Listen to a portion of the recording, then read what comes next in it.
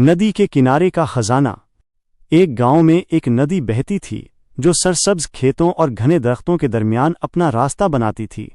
یہ ندی گاؤں کے باسیوں کے لیے زندگی کا ذریعہ تھی۔ لوگ اسی کے پانی سے کھیت سیراب کرتے اور اسی کے کنارے بیٹھ کر سکون حاصل کرتے۔ مگر ندی کے بارے میں ایک پرانی کہانی مشہور تھی کہ اس کے کنارے کہیں ایک خزانہ دفن ہے۔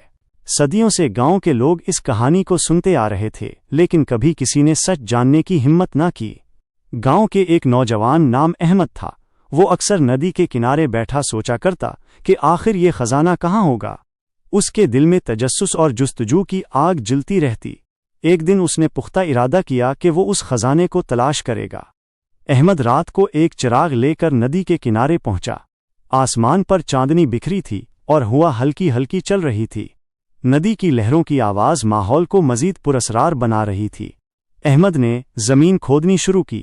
کچھ دیر بعد جب وہ تھکنے لگا تو اسے ایک پتھر جیسی چیز دکھائی دی۔ اس کا دل زور زور سے دھڑکنے لگا۔ اس نے مٹی صاف کی تو ایک پرانی لکڑی کا صندوق سامنے آیا۔ صندوق پر زنگ آلودہ زنجیریں جمی تھیں۔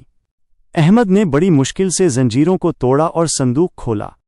صندوق کے اندر پرانے سونے کے سکے، جواہرات اور چمکتی ہوئی ہیرے کی انگوٹھیاں رکھی تھیں۔ احمد کی آنکھیں حیرت سے کھلی رہ گئیں۔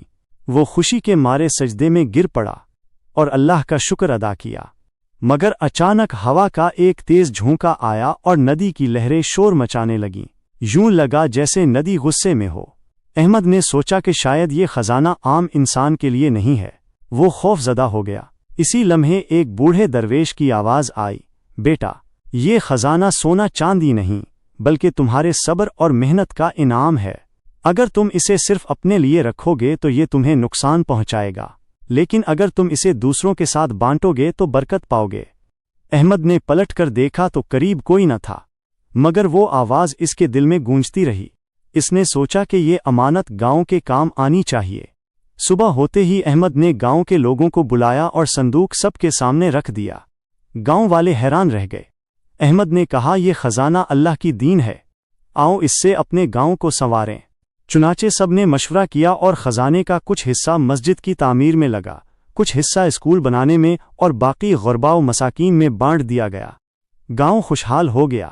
لوگ احمد کی تعریف کرنے لگے، لیکن وہ عاجزی سے کہتا، یہ سب اللہ کا کرم ہے۔ وقت گزرتا گیا، گاؤں کے بچے تعلیم حاصل کرنے لگے، کھیتوں میں نئی رونق آ گئی اور لوگوں کے دلوں میں محبت بڑھ گئی۔ ندی کے کنارے اب خزانے کی کہانی حقیقت بن گئی تھی، لیکن سب جانتے تھے کہ اصل خزانہ وہ سونا اور جواہرات نہیں بلکہ اتحاد، محبت اور قربانی ہے جو احمد نے سکھائی۔ یوں ندی کے کنارے چھپی ہوئی کہانی نے گاؤں کی تقدیر بدل دی۔